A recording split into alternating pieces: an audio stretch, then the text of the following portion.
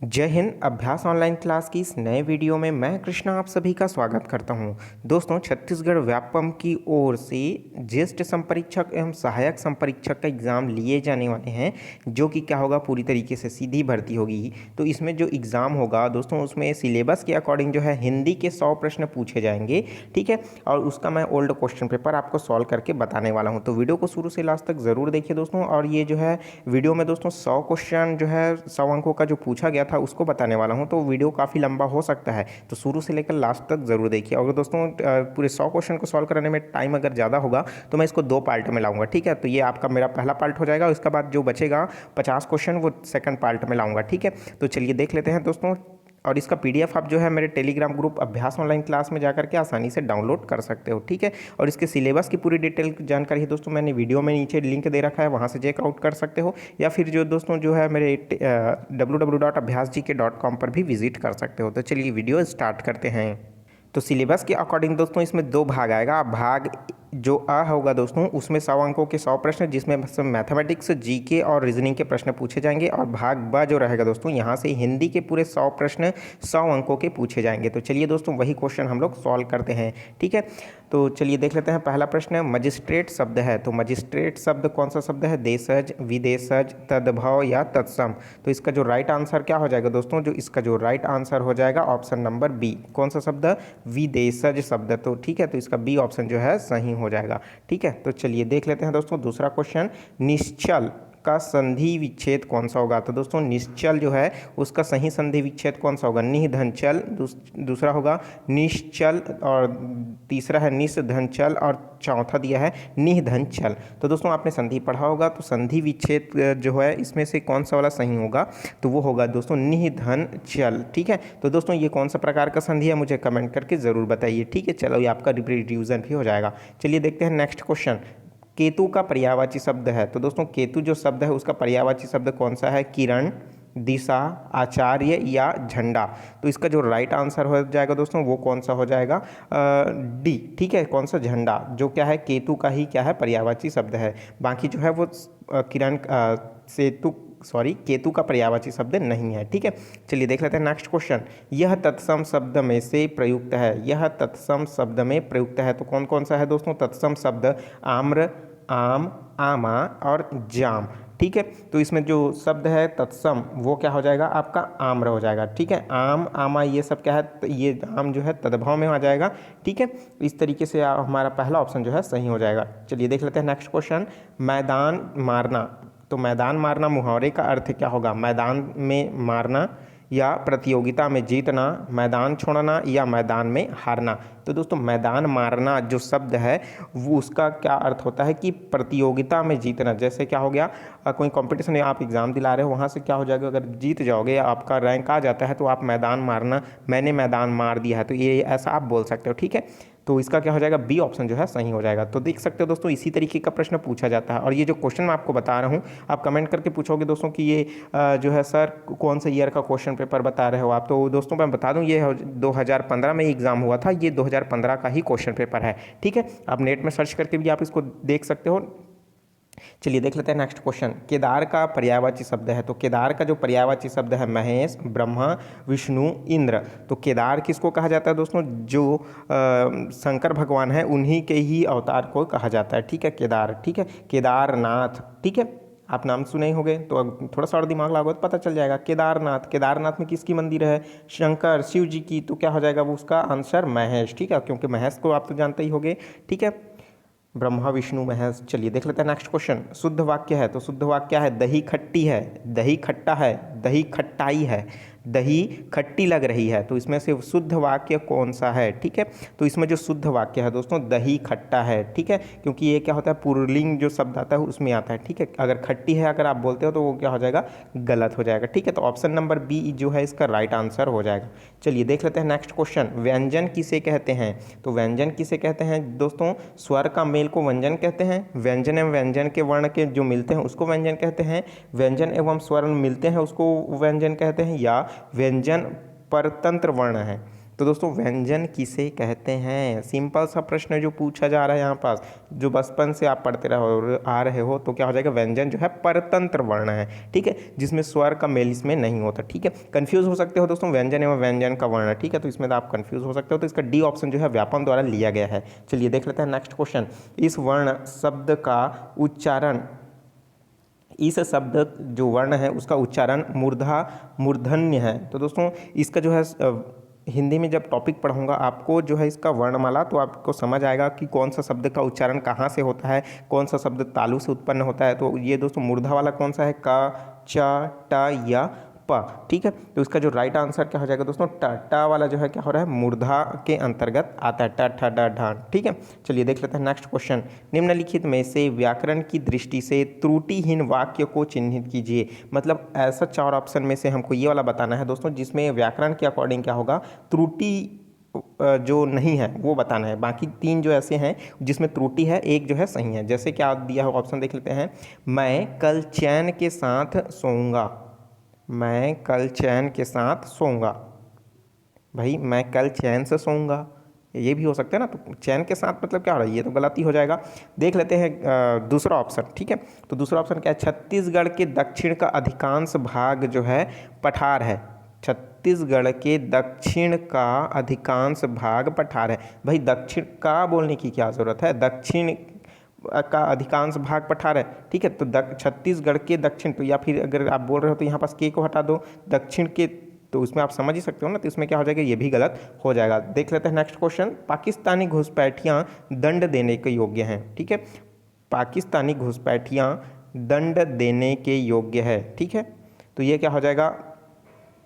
को, ठीक है। तो यहाँ पास क्या हो जाएगा? पाकिस्तानी घुसपैठियों को दंड देने योग्य है, ठीक है। तो इस तरीके से ये शब्द कुछ अधूरा सा है, 2-3 वर्ड आप इसमें, क्योंकि एक ही शब्द मिला करके दोस्तों उसको सुधार दूं ऐसा नहीं है, क्योंकि जो है वाक्य में रहता है उसमें 2-3 तरीके से ही शब्द को सुधारा जा सकता है, ठीक है। आप के भी लगा सकते हो, ठीक है। पाकिस्तानी घुसपैठियों दंड के योग्य हैं, ठीक है। दंड देने की जगह आपका क्या हो जाएगा? रिप्लेस हो जाएगा, के भी आ सकता है, ठीक है। तो ये क्या हो जाएगा? ये भी गलत हो जाएगा। अब देख लेते हैं। अपराधी की गर्दन शर्म से नीचे थी, अपराधी की गर्दन शर्म से नीचे थी। तो ये क्या हो जाएगा? बिल्कुल त्रुटिहीन है, इसको और आप नहीं सुधार सकते। जो दिया हुआ है वो क्या है? राइट है। तो ऑप्शन नंबर डी क्या हो जाएगा? सही हो जाएगा। चलिए देख लेते हैं नेक्स्ट क्वेश्चन। उसने पूरी निष्ठा, लगाव और सावधानी से कार्य किया, फिर भी गड़बड़ी हो गई। इस वाक्य में देशज शब्द को पहचानना है। तो दोस्तों यहाँ से लेकर के यहाँ तक, ठीक है, जो शब्द दिया हुआ है, उसने पूरी निष्ठा, लगाव और सावधानी से कार्य किया, फिर भी गड़बड़ी हो गई। तो इसमें जो देशज शब्द कौन सा है? निष्ठा, लगाव, सावधानी या गड़बड़ी। तो इसका जो राइट आंसर क्या हो जाएगा दोस्तों? गड़बड़ी हो गई, जो कि क्या है? एक प्रकार का देशज शब्द है, ठीक है। तो ऑप्शन नंबर डी जो है सही हो जाएगा। चलिए देख लेते हैं नेक्स्ट क्वेश्चन। भूखमरी शब्द है, तो भूखमरी कौन सा शब्द है? व्यक्तिवाचक संज्ञा, भाववाचक संज्ञा, जातिवाचक संज्ञा या उपरोक्त में से कोई नहीं। तो दोस्तों भूख लगना क्या है? एक प्रकार का भाव है, तो क्या हो जाएगा? वो भाववाचक संज्ञा। ऑप्शन नंबर बी बिल्कुल सही सोच रहे थे आप, ठीक है। चलिए देखते हैं नेक्स्ट क्वेश्चन।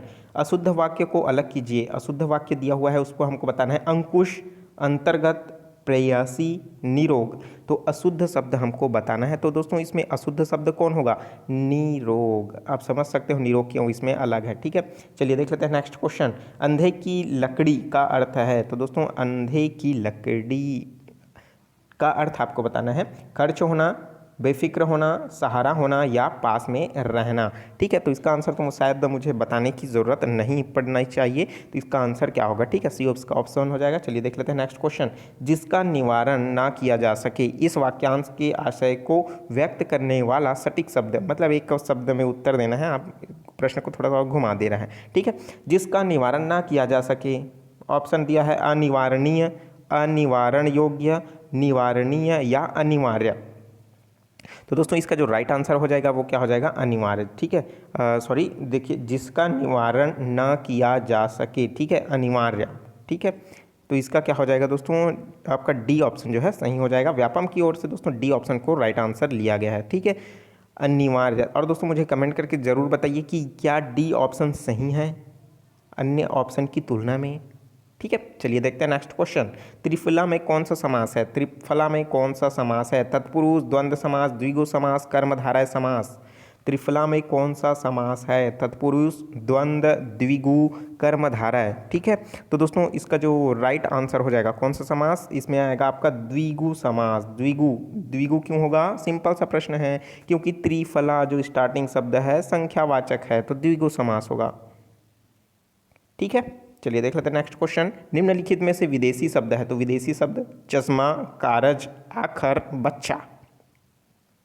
विदेशी शब्द मतलब दोस्तों जो भारत का नहीं है उसको विदेशी शब्द कहा जाता है। ठीक है, तो इसका जो राइट आंसर हो जाएगा क्या हो जाएगा दोस्तों? आखर। आखर जो शब्द है वो विदेशी भाषा है, बाकी चश्मा, कारज, बच्चा ये सब क्या है? देशज हैं। चलिए देख लेते हैं नेक्स्ट क्वेश्चन। वर्तनी के अनुसार कौन सा शब्द जो है शुद्ध है? आधीन, आधीन, आधीन, उपरोक्त में से कोई नहीं, सब आधीन ही लिखा है, लेकिन इसमें क्या है? छोटी की मात्रा, बड़ी की मात्रा, किसी में आ की मात्रा लगा दिया है, किसी में आ की मात्रा को हटा दिया है। ठीक है, तो इसमें से राइट वाला कौन सा हो जाएगा? ठीक है, तो इसका जो राइट आंसर हो जाएगा क्या हो जाएगा दोस्तों? आधीन। ये क्या हो जाएगा? ऑप्शन नंबर बी जो है सही हो जाएगा। चलिए देख लेते हैं नेक्स्ट क्वेश्चन। हिंदी में प्रयुक्त संस्कृत शब्द कहलाते हैं, तो हिंदी में जो संस्कृत शब्द प्रयोग होता है दोस्तों, सिंपल सा प्रश्न है यार, इसमें तो सोचने ही वाली बात नहीं है। तत्सम, तद्भव, देशज शब्द या आगत शब्द। ठीक है, तो इसका जो राइट आंसर है वो क्या हो जाएगा आपका? तत्सम शब्द कहलाता है, जिसमें संस्कृत का होता है। ठीक है, जैसे दूध है, दूध क्या है आपका? तद्भव है। दुग्ध क्या हो जाएगा उसका? तत्सम शब्द हो जाएगा। ठीक है, बहुत सिंपल था। चलिए देख लेते हैं नेक्स्ट क्वेश्चन। जो देवी शक्ति का उपासक हो उसे कहते हैं। दोस्तों एक लाइन में उत्तर देना है आपको। श्याव कहा जाता है, शक्त कहा जाता है, वैष्णव कहा जाता है, या फिर इनमें से कोई नहीं। जो देवी शक्ति का उपासक होता है तो उसको क्या कहा जाता है दोस्तों? शक्त कहा जाता है। ठीक है, तो ऑप्शन नंबर बी क्या हो जाएगा? इसका सही हो जाएगा। चलिए देख लेते हैं नेक्स्ट क्वेश्चन।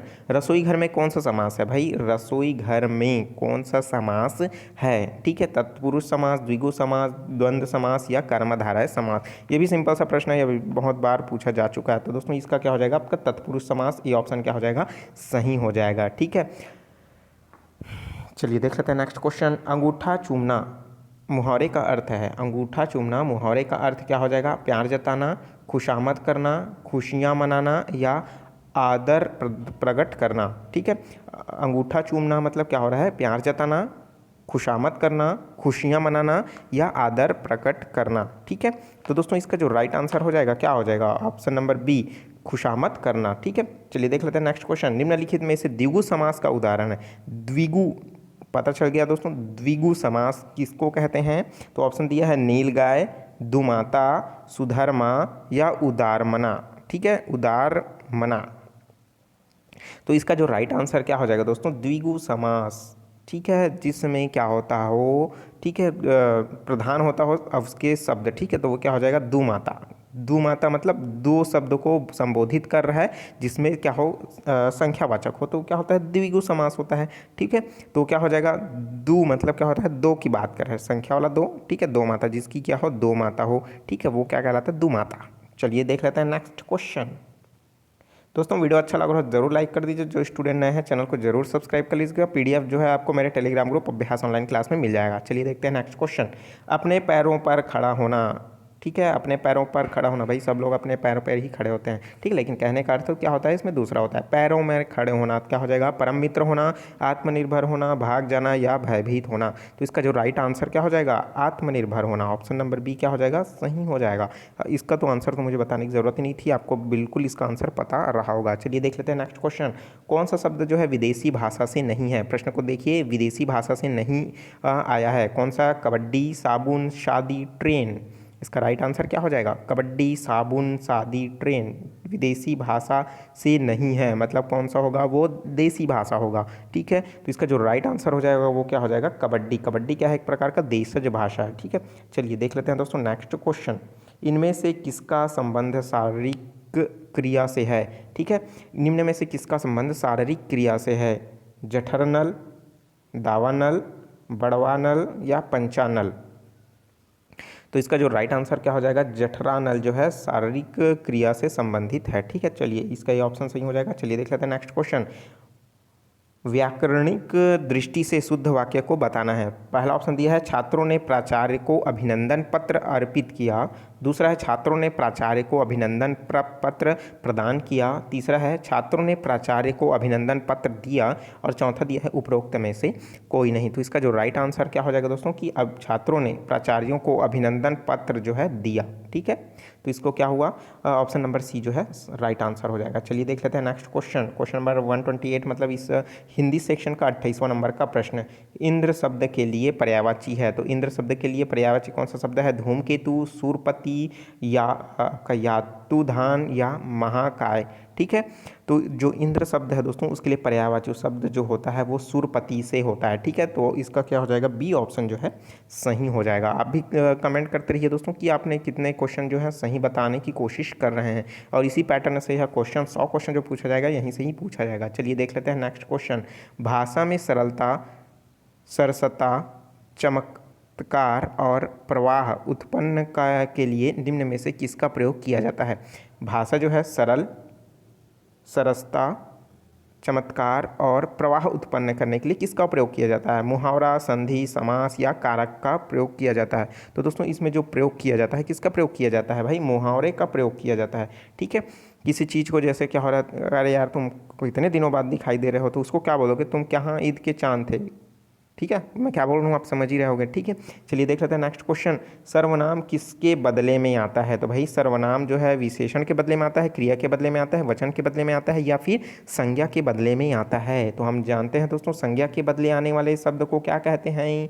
सर्वनाम कहते हैं। ठीक है, तो संज्ञा किसके बदले आता है? संज्ञा के बदले आता है। भाई बचपन से ही रटते आ रहे हो। संज्ञा क्या किसे कहते हैं? किसी व्यक्ति वस्तु विशेष के नाम को क्या कहा जाता है? संज्ञा कहा जाता है। और संज्ञा के बदले जो आने वाले शब्द होता है दोस्तों उसको क्या कहा जाता है? सर्वनाम कहा जाता है। वेरी सिंपल क्वेश्चन था। ठीक है, किस शब्द का प्रयोग स्त्रीलिंग रूप में नहीं होता है? शब्द को देखिए, किसमें जो है स्त्रीलिंग शब्द के रूप में नहीं होता है? भाषा, नींद, पुराण या व्यवस्था, आपका व्यथा।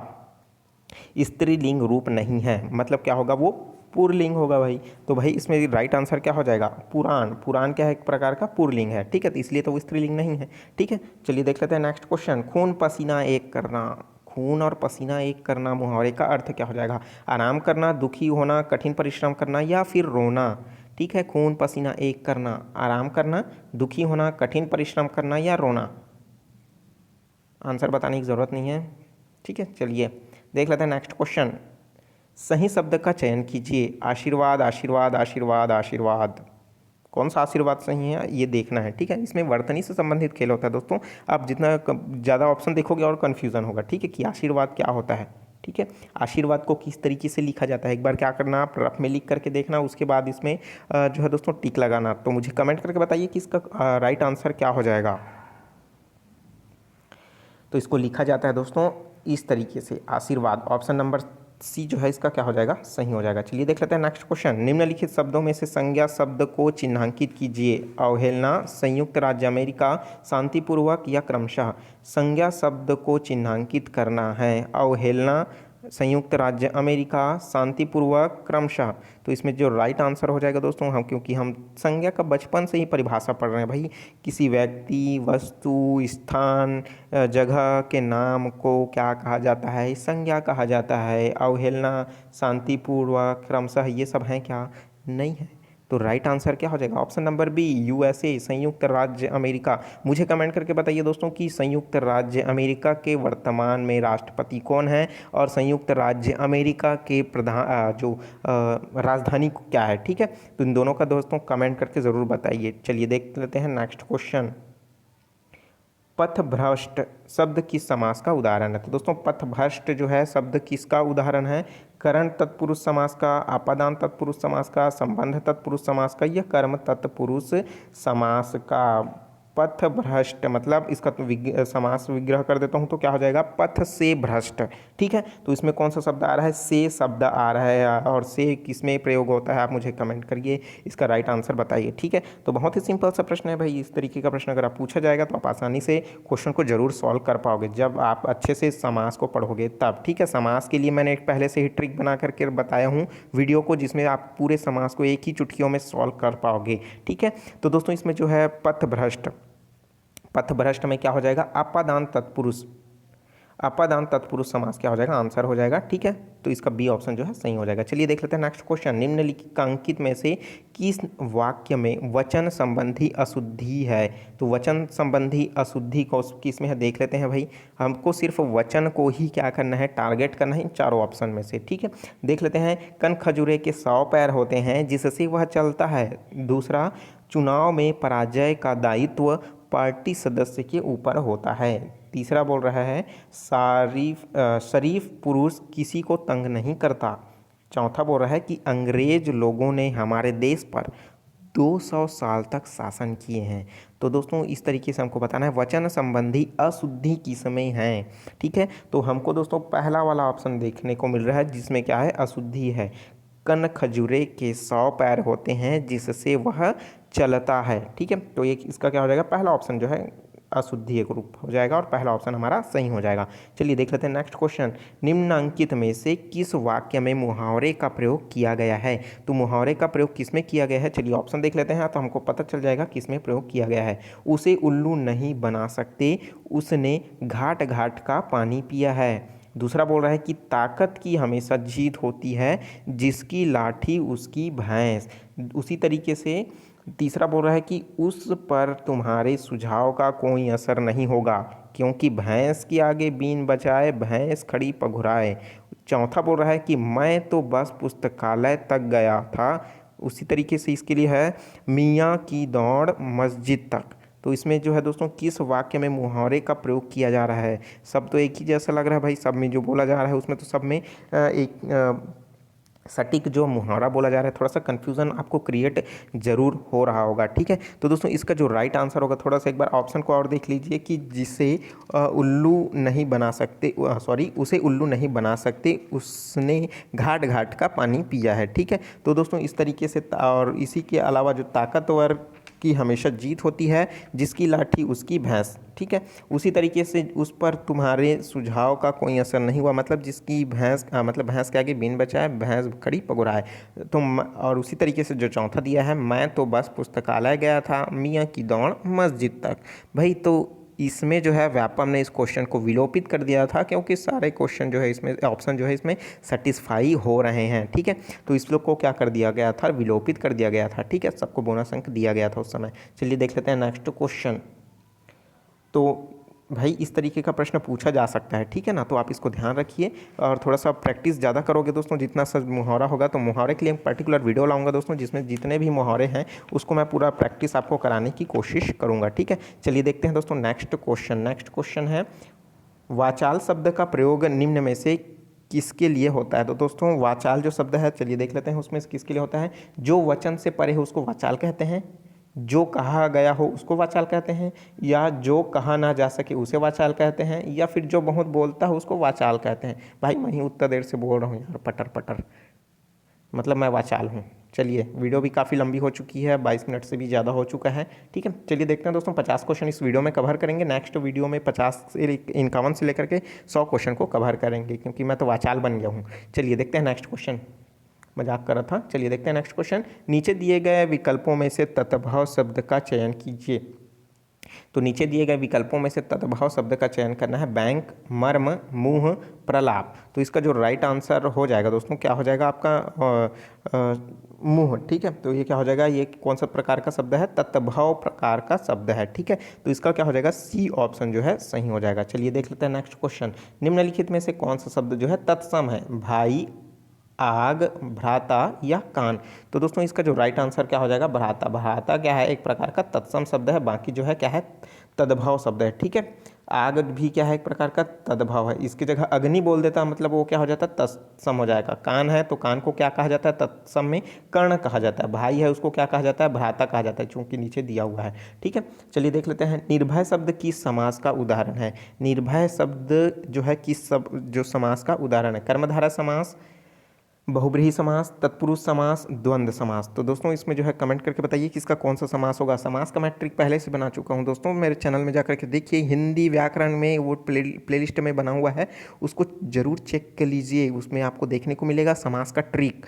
ठीक है, वहाँ से आप चुटकियों में समास को बना सकते हो। तो जो इसका जो राइट आंसर हो जाएगा वो क्या हो जाएगा दोस्तों, तत्पुरुष समास। तो निर्भय, ठीक है, सी ऑप्शन सही हो जाएगा। चलिए देख लेते हैं नेक्स्ट क्वेश्चन। तद्भव शब्द किसे कहते हैं? संस्कृत का हिंदी रूप में होता है उसको तद्भव कहते हैं, या संस्कृत का अरबी रूप में होता है उसको तद्भव कहते हैं, या आंचलिक शब्द वाली भाषा होती है, रूप होता है, उसको ही तद्भव कहते हैं, या मिश्रित शब्द रूप को तद्भव कहा जाता है। ठीक है, तो इसका जो राइट आंसर हो जाएगा क्या हो जाएगा दोस्तों? जो संस्कृत का हिंदी में लिखा जाता है उसको क्या कहा जाता है? तद्भव कहा जाता है। और तत्सम क्या होता है? संस्कृत भाषा ही होता है। ठीक है, जिसका हम लोग हिंदी में प्रयोग करते हैं तो वो क्या कहलाता है? हमारा तत्सम कहलाता है। किसमें? संस्कृत में। लेकिन तद्भव क्या होता है? जब संस्कृत का हिंदी रूप में कहा जाता है तो वो क्या कहलाता है? तद्भव कहलाता है। चलिए देख लेते हैं नेक्स्ट क्वेश्चन। वनवास में कौन सा समास है? ठीक है, वनवास में कौन सा समास है? सिंपल सा ये भी प्रश्न है। ठीक है, तो वन में वास मतलब क्या हुआ? वन में, बीच में क्या आ रहा है? में आ रहा है, मतलब क्या हो जाएगा दोस्तों? तत्पुरुष। कितना सारा समास के क्वेश्चन पूछे गए हैं, सब ट्रिक से मैं बताया हूँ। उसी तरीके से अगर आप पढ़ोगे तो आसानी से इसको आसानी से सॉल्व कर पाओगे चुटकियों में। ठीक है, ये सब बोनस नंबर मिलेगा आपको इसमें। ठीक है, तो ये क्या हो जाएगा इसमें? तो इसका आंसर तो मैं ही बता डाला। ठीक है, तो इसका क्या हो जाएगा? तत्पुरुष समास, बी ऑप्शन सही हो जाएगा। ठीक है, चलिए देख लेते हैं नेक्स्ट क्वेश्चन। शुद्ध वर्तनी का चयन कीजिए। मतलब जो दोस्तों जो सही शुद्ध वर्तनी है उसको चयन कीजिए। ऑप्शन दिया है राजनांदगांव, राजनांदगांव, राजनांदगांव, राजनांदगांव। ये तो अपना ही जिला है। चलिए देख लेते हैं दोस्तों इसमें से राजनांदगांव कौन सा सही है? राजनांदगांव। ठीक है, तो इसका क्या हो जाएगा दोस्तों? D option, Rajnandgaon. ठीक है, ऑप्शन नंबर डी क्या हो जाएगा? सही हो जाएगा। चलिए देख लेते हैं नेक्स्ट क्वेश्चन। नवयुवक शब्द किस समास का उदाहरण है? तो दोस्तों नवयुवक जो है वो किस शब्द समास का उदाहरण है? अवयवी भाव समास, कर्मधारय समास, द्वंद्व समास, या बहुब्रीहि समास? तो इसका जो राइट आंसर हो जाएगा वो क्या हो जाएगा दोस्तों? कर्मधारय समास। ठीक है, चलिए देख लेते हैं नेक्स्ट क्वेश्चन। इनमें से एक भविष्यत काल का उदाहरण है। तो भविष्यत काल का उदाहरण कौन सा है? वह स्कूल जाएगा, आप बुलाते तो मैं अवश्य आता, लगता है राम कल आएगा, और डी में बोल रहा है कि 9 मन तेल होगा तो राधा नाचेगी। तो दोस्तों इसमें भविष्यत काल मतलब जो फ्यूचर की बात कही जा रही है। वह स्कूल जाएगा, आप बुलाते तो मैं अवश्य आता, लगता है राम कल आएगा, या फिर 9 मन तेल होगा तो राधा नाचेगी। तो दोस्तों इसका जो राइट आंसर क्या हो जाएगा? बी, वह बुलाते तो मैं अवश्य आता। तो ये क्या हो जाएगा? भविष्यत काल हो जाएगा। ऑप्शन नंबर बी जो है सही हो जाएगा। चलिए देख लेते हैं नेक्स्ट क्वेश्चन। निम्नलिखित में से कौन सा शब्द विसर्ग संधि का उदाहरण है? तो विसर्ग संधि पवन, यद्यपि, अत्युष्म, या दुरात्मा। विसर्ग संधि दोस्तों जब इसका क्या करोगे? संधि विग्रह करोगे तो आपको जब पता चलेगा दोस्तों तो इसका क्या हो जाएगा? दुरात्मा। तो ये क्या हो जाएगा? विसर्ग संधि के अंतर्गत आएगा। ऑप्शन नंबर डी क्या हो जाएगा? सही हो जाएगा। चलिए देख लेते हैं नेक्स्ट क्वेश्चन। शुद्ध वाक्य चुनिए। साहित्य और जीवन का घोर संबंध है। किसका किसका? साहित्य और जीवन का घोर संबंध है। किसको चुनना है? शुद्ध वाक्य। प्रश्न भी देखते रहिए ना।